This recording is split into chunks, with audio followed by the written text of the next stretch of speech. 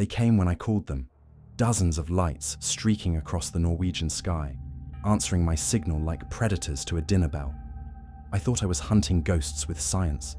I thought I could explain away the Hessdalen Lights with data and equations. But as my instruments died one by one and the entities invaded my mind, I realized the horrifying truth. I wasn't the observer, I was the experiment, and they were feeding on my thoughts. The road to Hessdalen is a lonely one. It carves a grey asphalt ribbon through a landscape that feels older than memory.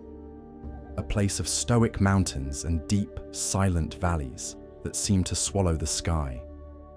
For most, the journey would be humbling, a reminder of humanity's smallness.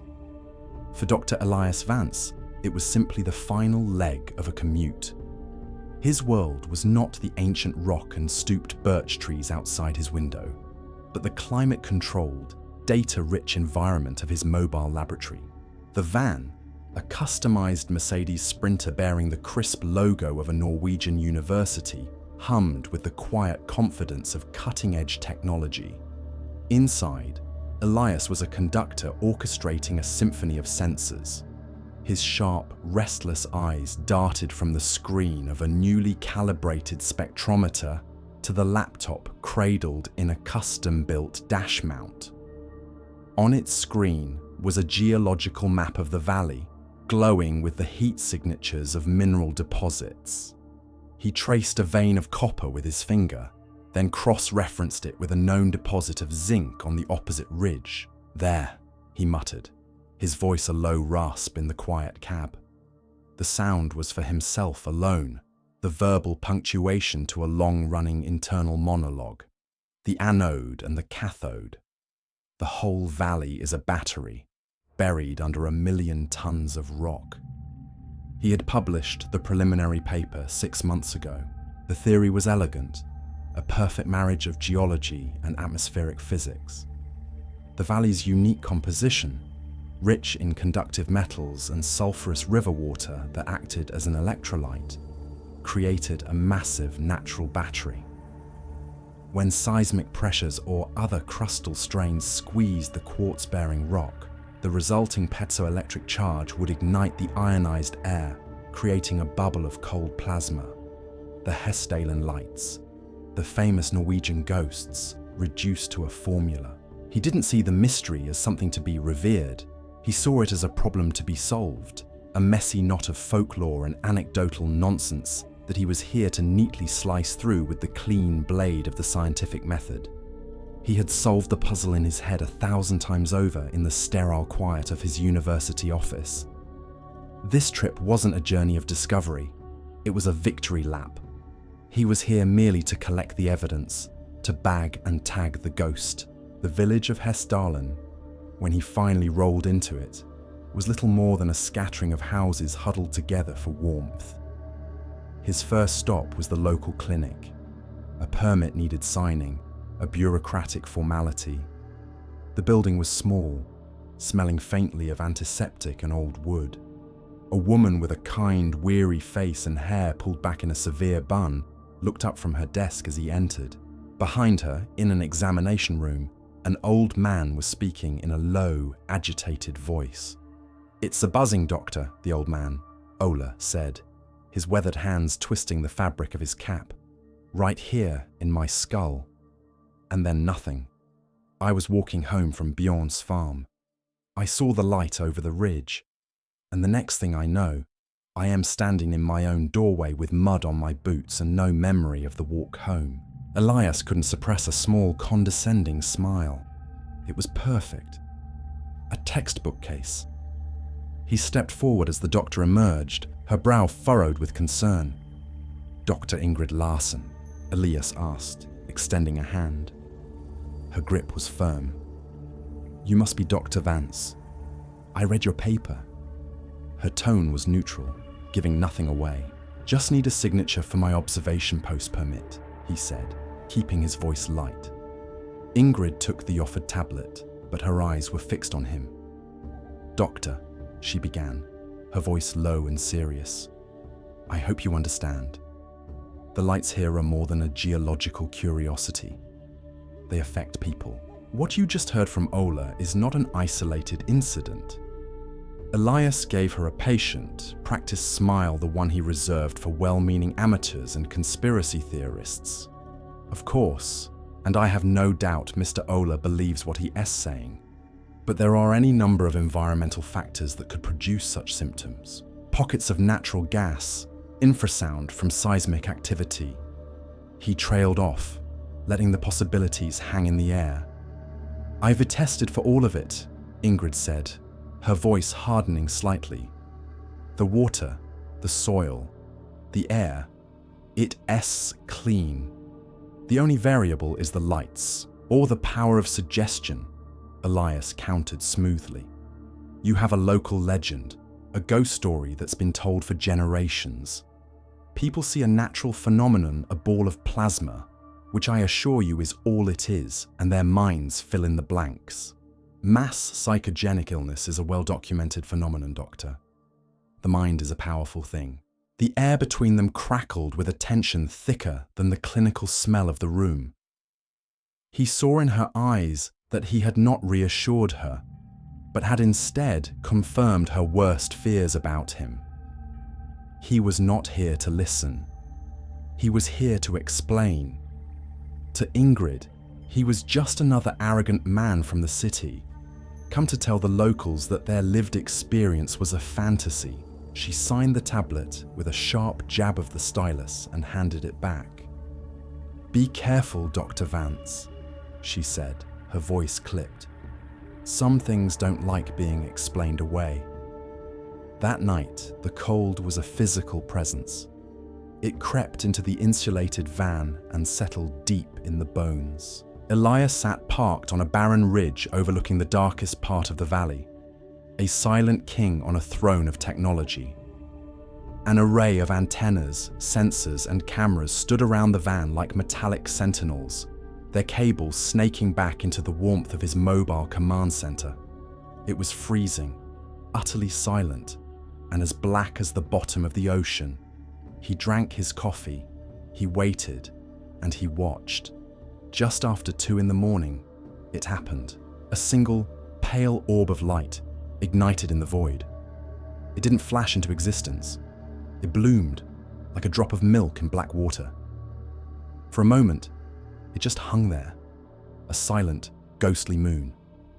It swelled, brightening, then pulsed once, twice. Then, with a speed that seemed to violate the laws of inertia, it darted 50 meters to the left, stopped on a dime, and hovered again. Elias didn't gasp. He didn't feel awe. He felt the cold, predatory thrill of the hunt. "Okay," he whispered, his fingers already a blur across the keyboard. "There you are." His monitors, previously dormant, exploded with life. Data streamed in, a torrent of numbers and graphs. The spectrometer broke the Orbis light down into its constituent parts. Ionized oxygen, nitrogen, traces of sodium and scandium. The thermal camera showed it was cold, a true plasma, radiating almost no heat. The VLF receiver registered a burst of low-frequency radio noise, consistent with an atmospheric electrical discharge. Everything he saw, every piece of data, confirmed his hypothesis. It was beautiful. It was perfect. He tracked the light for 7 minutes as it danced its silent, impossible ballet across the valley floor before flickering out as gently as it had arrived. Elias leaned back in his chair, a profound sense of satisfaction washing over him. The ghost was real, and it was his. He had found it, measured it, and pinned its ethereal wings to his specimen board. The satisfaction was so complete, so absolute, that he barely noticed the brief, anomalous spike on the VLF receiver S waterfall display, a flicker of structured, non-random static that was gone almost as soon as it appeared. A ghost in the machine. He dismissed it without a second thought. The next few days blurred into a cycle of sleepless nights and caffeine-fueled days. For Elias, it was a state of grace. His van became a hermitage dedicated to the religion of data, the floor littered with the crumpled communion wafers of empty coffee cups and the sacred texts of spectral analysis printouts. He cross-referenced, collated, and constructed his case with the meticulous care of a master craftsman. The evidence was not just good, it was perfect. Every light event, every fluctuation, fit his model like a key in a lock. He finally felt ready to record his official findings. He swiveled his chair to face the small camera mounted on his dashboard, ran a hand through his unkempt hair, and pressed record. He looked exhausted, but his eyes burned with an exhilarated fire. Log entry, day 5, he began, his voice crisp and academic despite his appearance. Field observations have confirmed the primary hypothesis. The light spectrum analysis consistently shows ionized gases, primarily oxygen and nitrogen, with trace elements consistent with the Valley-esque geology. Magnetometer readings correlate precisely with each appearance, showing significant localized field fluctuations. The evidence is conclusive. He leaned forward, his gaze intense. The Hessdalen phenomenon is a manifestation of coulombic-bound plasma, likely activated by telluric currents reacting with the valley's unique mineral composition. It is a spectacular but entirely natural terrestrial event.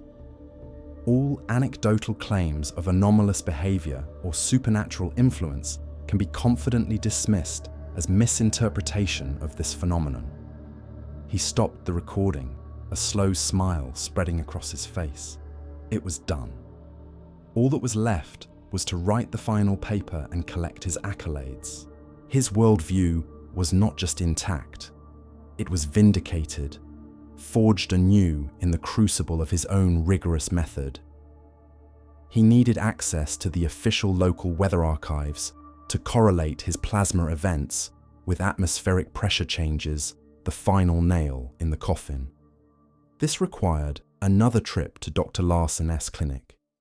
He found her not at her desk, but in the small waiting area, kneeling before a little girl of about 8 who was huddled in her mother's arms. The girl, Hannah, had her face buried in her mother's coat, whimpering softly. Ingrid looked up as he approached, and this time her face held no professional courtesy, only a raw, guarded anger. Dr. Vance, I just need the password for the meteorological archives, if you have it, he said, trying to keep his tone neutral. Her name is Hannah, Ingrid said, ignoring his request and stroking the girl's hair. She has what she calls the spiky headache. It started 2 nights ago, after the big light show over the East Ridge. She woke up screaming. Elias felt a familiar wave of annoyance. He was on the verge of a major publication, and he was being forced to deal with this. Doctor, we've been over this. Children have vivid imaginations. She doesn't know about psychogenic illness, Dr. Vance. Ingrid stood up, her voice a low, furious whisper. She held up a medical tablet, its screen displaying a patient file. She just knows her head hurts after the lights appear. This is the 4th child under the age of 10 this month. Are they all part of a mass delusion? Feeling cornered, Elias fell back on his training, rattling off possibilities. Have you considered environmental toxins? A localized pocket of radon gas could cause headaches, confusion, or ergot fungus on the local rye bread. It contains alkaloids that can cause hallucinations and convulsions. Ingrid stared at him, her expression unreadable. I am a physician, Dr. Vance. I am also a resident of this valley. I sent samples of the water, the soil from the surrounding farms, and the flour from the local bakery to a lab in Trondheim 2 years ago. I tested for heavy metals, radon, fungal contaminants, everything you can imagine. She took a step closer. It all came back clean. The air is clean. The water is clean. The only variable, the only thing that changes, is them. She gestured vaguely towards the window, towards the valley beyond. "Now, if you'll excuse me, I have a patient who needs my attention, not my theories." She turned her back on him to comfort the crying child. Elias stood there for a moment, the hum of the Clinic's old refrigerator seeming unnaturally loud. He left without the password. The image of the sick little girl burned into his mind.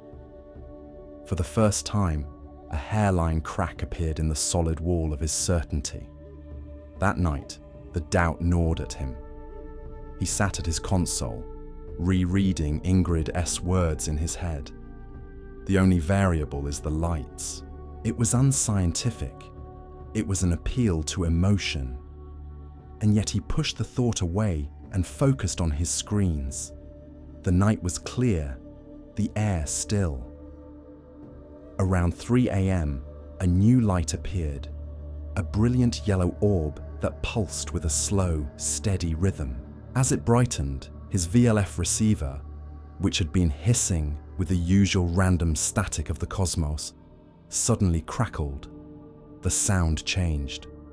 For less than a second, a pattern cut through the noise, a complex staccato burst of clicks and whistles, ordered and intricate. Then, as quickly as it came, it was gone, replaced by the familiar hiss. Elias froze, his heart hammered against his ribs. He immediately rewound the recording, isolating the sound file. He filtered out the background noise and played it again. It wasn't interference. It wasn't a satellite echo. It was too complex, too structured, like a burst of data from a corrupted file. It was noise that was pretending to be something else. He dismissed it. It had to be a fluke, a technical glitch. His equipment was sensitive. That was all. He leaned back in his chair, trying to force his heart rate down. He tried to rationalize it, to fit it into a neat box. But the pattern wouldn't leave his mind. It felt wrong. As he stared at the waveform on the screen, a sharp stabbing pain erupted behind his right eye. It was blinding, intense. The world tilted violently, a sudden and overwhelming wave of vertigo that sent the contents of his stomach churning. He gripped the console, his knuckles turning white, squeezing his eyes shut against the pain and dizziness. He took a deep, shuddering breath, then another, waiting for the wave to pass. When he finally opened his eyes, the van was still. The monitors glowed with their calm, rational data, but the silence felt different. It was heavier, and the pain in his head, though now receding to a dull throb, was terrifyingly familiar. It was the spiky headache. A week passed in a fever dream of static and pain. The confident, meticulous scientist was gone, replaced by a ghost haunting the shell of a man. Elias no longer slept. He existed in a state of perpetual twilight, fueled by stale coffee and a desperate, gnawing obsession. He was thinner, his cheekbones sharp angles in a pale face, his eyes sunk into dark, bruised hollows. His primary research, the elegant plasma model that had brought him here, lay forgotten in a folder on his desktop. His world had shrunk to a single, maddening puzzle. The signals. The van, once a pristine mobile lab, now resembled the cave of a madman. Audio waveforms of the strange, structured bursts covered every screen, a forest of jagged green lines. They were more frequent now, no longer momentary flickers, but sustained transmissions that lasted for minutes at a time. He had abandoned his formal video logs. Now, he spoke into a small handheld recorder, his private confessional. His voice, when he played it back, was alien to him, afraid, frustrated whisper. Log-AV lost track of the date, it began. The patterns are definitively non-random. They possess a high degree of mathematical complexity, a syntax, but they defy all standard decryption models, military, civilian, academic. It is not code. It is like noise that thinks it is a language, a dream trying to speak. It is impossible. He clicked the recorder off and dry swallowed a handful of aspirin, pressing the heels of his hands against his eyes to fight back the persistent, pounding headache that was now his constant companion. His own scientific instruments were showing him something that his scientific mind told him could not exist. The universe he knew, the one of rational laws and predictable forces, was beginning to feel like a flimsy stage set, and something was tearing at the canvas from behind. The attack, when it came, was not subtle. It was a declaration of war. He was staring at a waveform, trying to map its fractal-like repetitions, when a proximity alarm shrieked, a piercing, insistent cry that shattered the silence. He looked up, and his blood ran cold. The sky was filled with them, not one or two, but dozens of lights, a silent, burning armada hanging in the night. They were moving in perfect, synchronized patterns, a flock of impossible birds wheeling through the void. It was beautiful, terrifying, and utterly unnatural. Then, they broke formation. As if acting on a single command, one of the orbs detached from the swarm and descended. It fell not with the random drift of a natural object, but with the guided precision of a predator. It dropped directly toward his van, growing larger and brighter until it stopped, hovering a mere 50 feet away, bathing the ridge in its silent, accusatory glow.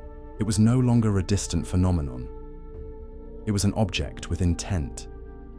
Inside the van, all hell broke loose.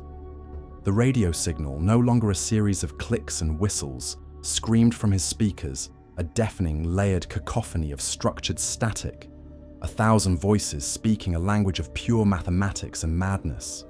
The sensory assault was absolute. Elias clutched his head, a scream tearing from his own throat, drowned out by the electronic shriek. His vision blurred, the edges turning white. The interior of the van, the glowing screens, the very air around him seemed to dissolve into a blinding, painful light. His body, no longer his own, was seized by a violent, uncontrollable force. He collapsed to the floor, convulsing, his mind a canvas for a terrifying vision, not of images, but of pure information, of energy patterns flowing through the delicate architecture of his own neural network. The objective observer had become the experiment. He woke to the gentle, rhythmic beeping of a heart monitor. The world swam back into focus slowly, painfully. He wasn't in his van. He was in a bed, staring up at a white, textured ceiling. The air smelled of disinfectant. An IV tube was taped to the back of his hand, snaking up to a clear bag hanging from a metal pole. He turned his head. Ingrid Larson was sitting in a chair beside the bed, watching him. Her expression wasn't one of triumph or pity, but of deep, clinical concern. "Your Vance proximity alarm has been going off for 6 hours, she said, her voice calm and even. "It's a persistent sound. I thought I'd check." He tried to sit up, to reclaim some shred of his authority, but a wave of profound nausea and weakness washed over him, and he fell back against the pillow with a groan. He was weak, helpless, a specimen under glass. What happened?" he managed to ask, his voice a dry, unused rasp. Ingrid didn't answer his question. She simply leaned forward and pushed a glass of water with a straw towards his lips. Her movements were calm, efficient, the actions of a doctor tending to a patient. The power dynamic had not just shifted, it had been annihilated and rebuilt from the ground up. The arrogant scientist who had come to lecture her on mass hysteria was now her patient, utterly dependent on the woman whose warnings he had so casually ignored. After he had taken a few sips, she leaned back in her chair, her gaze never leaving his. "You tell me, doctor," she said. "For 2 days, Elias was a model patient. He ate what was put in front of him. He slept when the sedatives pulled him under, and he submitted to Ingrid's examinations with a quiet, hollowed-out compliance. The arrogance had been burned out of him, leaving behind the ashes of a man forced to confront the wreckage of his own certainty. On the third day, he asked to see her work, not with the condescending air of a peer reviewer, but with the desperate humility of a man searching for answers in the one place he had refused to look. Ingrid led him to her small office, the walls lined with books and filing cabinets.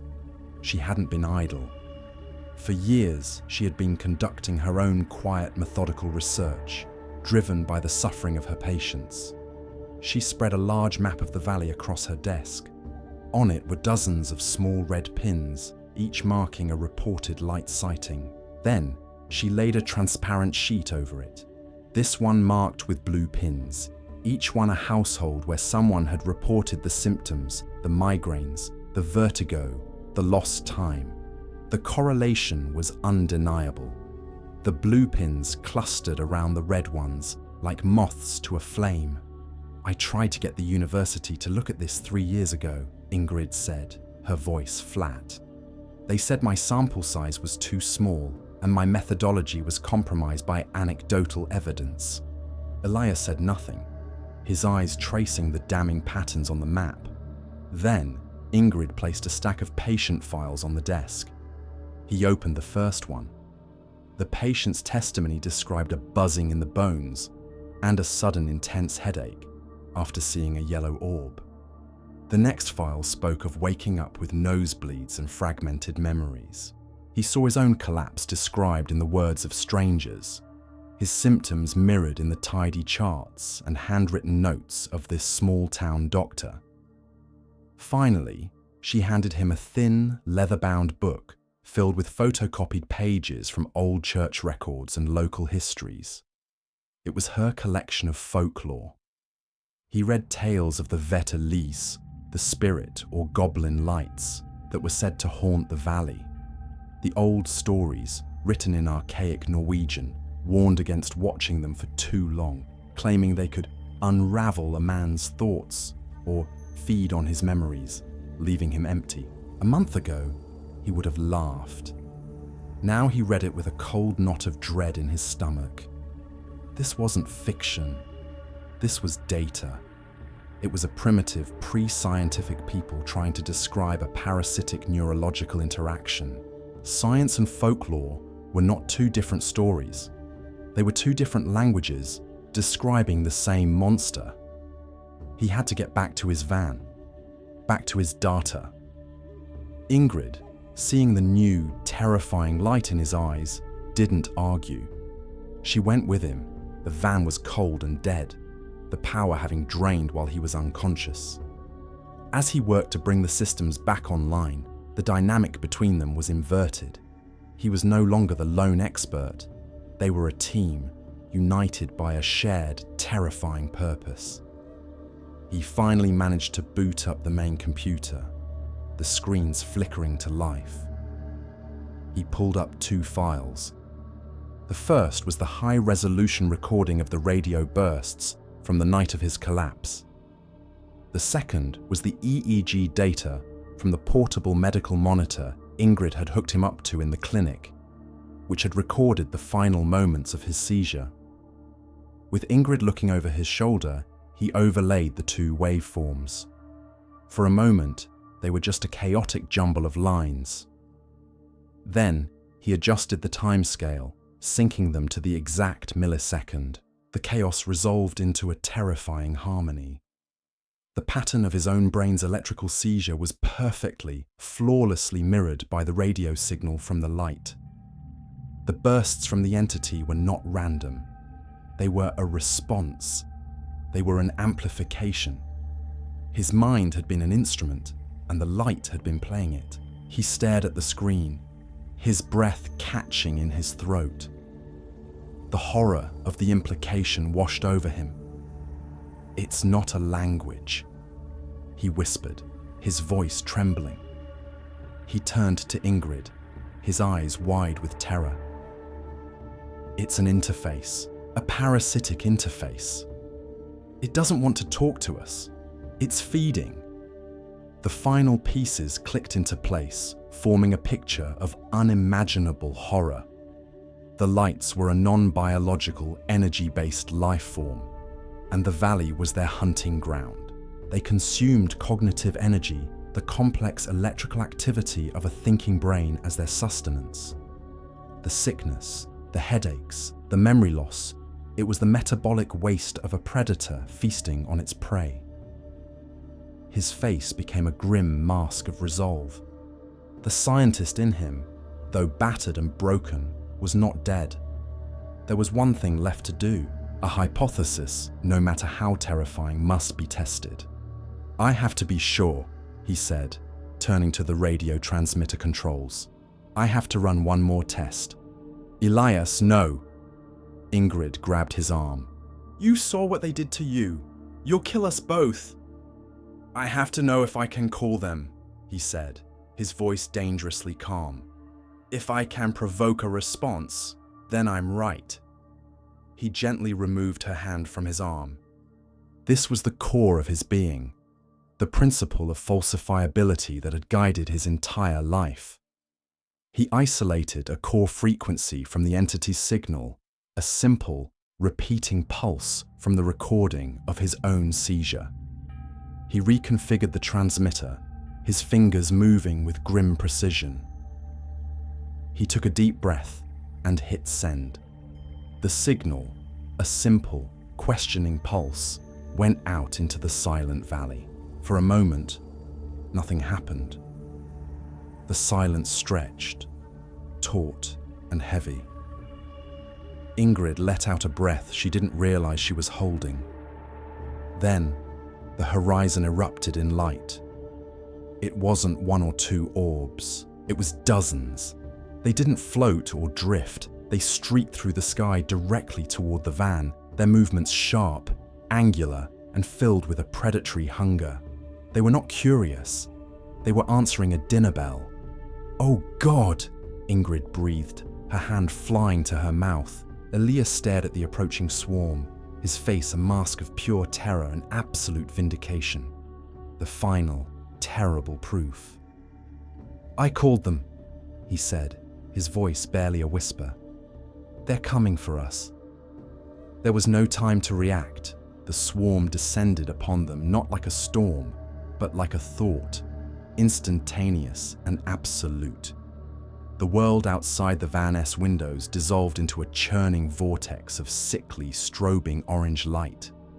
The vehicle shuddered violently, not from a physical impact, but from the crushing force of a powerful electromagnetic pulse.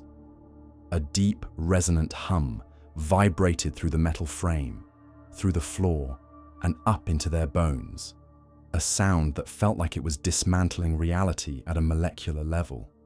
Inside, the lights on the equipment racks flickered wildly. One by one, the monitors sparked, their screens flashing with kaleidoscopic colors, before going dark with a final pathetic pop. The smell of ozone and burnt plastic filled the air. Every piece of sophisticated technology, every instrument of reason and measurement that Vance had placed his faith in, was dying a violent death. But the assault on the equipment was nothing compared to the assault on their minds. A wave of pure agony crashed over them, a pressure building inside their skulls that threatened to rupture them from within. It was a migraine armed with a PhD in torture. Ingrid cried out, curling into a ball on the floor. Elias staggered back against a dead console, his hands clamped to his temples. It wasn't just pain. It was a violation. He could feel the entity, a cold, ravenous intelligence sifting through his thoughts, his memories, his fears. It was drawn to the complexity, to the frantic, analytical terror of his scientific mind trying to process its own destruction. That was it. In a flash of unbearable clarity, the final piece of the puzzle slammed into place. "It's my thoughts," he roared over the deafening hum, his voice raw with pain and revelation. It is homing in on my analysis, my fear. Complex brain activity is their food. The intellect, his sharpest weapon, the very thing that defined him, had become a beacon calling the sharks to a feeding frenzy. To survive, he had to do the one thing he had never done in his life. He had to stop being a scientist. He stumbled towards Ingrid, grabbing her by the shoulders and hauling her up so she was facing him. Her eyes were wide with a terror that mirrored his own. "Ingrid, listen to me," he shouted, his voice cracking. "We have to stop thinking. We have to become noise, simple, uninteresting, a rock, a glass of water." "How?" she sobbed, her body trembling. "A memory!" he yelled, his eyes wild with desperate hope. "Think of one thing, something simple. The color of your mother's dress, the taste of coffee on a cold morning, a song from your childhood. Hold only that. Drown everything else out." He squeezed his eyes shut, his own face a contorted mask of concentration. He tried to empty his mind, but it was a raging torrent of equations, fears, and hypotheses. The entity pushed back, feasting on the chaos. He needed an anchor. The lake, he thought. The lake behind my grandfather's house. He focused on the memory with all his will, the smooth, flat feel of a skipping stone in his palm, the specific heft of it, the flick of his wrist, the sight of it bouncing once, twice, 3 times across the glassy water before vanishing. He held that single perfect image, repeating it, refusing to let any other thought intrude. Beside him, Ingrid was doing the same. She focused on the memory of baking bread with her grandmother, the feel of the soft dough under her fingers, the warm, yeasty smell filling the small kitchen. The storm in their minds raged, but they held on to their simple, quiet truths. 2 tiny islands of calm in an ocean of psychic violence. Slowly, miraculously, the assault began to lessen. The crushing pressure in their skulls receded. The deafening hum outside lowered in pitch, becoming less focused. The strobing lights faltered, their rhythm becoming erratic. Through the windows, they could see the swarm beginning to lose its cohesion. They were becoming uninteresting. Their simple, repetitive thoughts offered no purchase, no rich cognitive meal. The lights, like predators losing the scent of their prey, began to drift away, one by one, their hungry glow fading back into the indifferent darkness of the valley. Dawn broke over a silent, wounded world. The first rays of sun illuminated a landscape of profound peace, belying the nightmare of the night before. Elias and Ingrid emerged from the dead van, their movements slow and stiff, like survivors crawling from a wreck. They were exhausted, bruised, but alive. Inside the van, every screen was black, every circuit fried. The millions of dollars of scientific equipment were now just so much useless plastic and metal. The data, the recordings, the proof, all of it was gone. The only record of the night's events was etched into their own minds. Elias looked out across the valley, but he was seeing it for the first time. The steadfast mountains, the deep shadows, the quiet morning mist. It was no longer just a geological formation. It was a habitat, a territory. He looked at it with a new hybrid vision, a fusion of awe and terror, of scientific understanding and deeply personal experience. He knew with absolute certainty what lived here. He also knew with the same certainty that he could never prove it. Not to a grant committee, not to a peer-reviewed journal, not to the world of comfortable reason he had once inhabited. They would call him insane. His story would be dismissed as the rambling of a traumatized mind, just as he had once dismissed the stories of the townspeople. Ingrid came and stood beside him, following his gaze. "What now?" she asked softly. He turned to her, And for the first time, she saw no trace of the arrogant scientist, only a quiet, humbled man who had looked into the abyss and survived. "Now," he said, his voice quiet but firm, "we help your patients. We teach them how to be quiet, how to be simple." He had come to Hessdalen to capture a ghost with data. He was leaving with a truth too large and too terrifying for any of his instruments to measure. The proof wasn't in a printout, it was in their survival. And for the first time in his life, that was enough.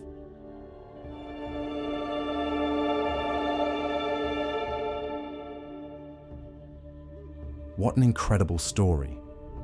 It starts with a conflict we think we understand. The cool, rational scientist versus the concerned, but perhaps superstitious, local doctor. Dr. Vance arrives with a perfect explanation for the Hessdalen Lights, a terrestrial battery. It is elegant, it is provable, and it dismisses the townspeople's fear as mere folklore. But the real genius of this story is how it collapses that easy distinction. Dr. Vance's own instruments, the very tools of his reason, lead him to a conclusion far more terrifying than any ghost story. A parasitic, energy-based intelligence that feeds on thought. Suddenly, the ancient folklore about spirit lights that unravel a man's thoughts doesn't sound so superstitious anymore. It sounds like a different language for the same terrifying truth. The scientific explanation becomes so strange, so far beyond our normal understanding, that it starts to sound exactly like the superstition it was meant to replace. In the end, Vance has to abandon his scientific tools and use a solution that looks a lot like ancient wisdom emptying the mind, becoming quiet. He survives not by outthinking the monster, but by refusing to think at all. It leaves me wondering about the nature of truth itself. Where do you draw the line between a scientific theory that sounds impossible and a superstition that suddenly seems frighteningly plausible?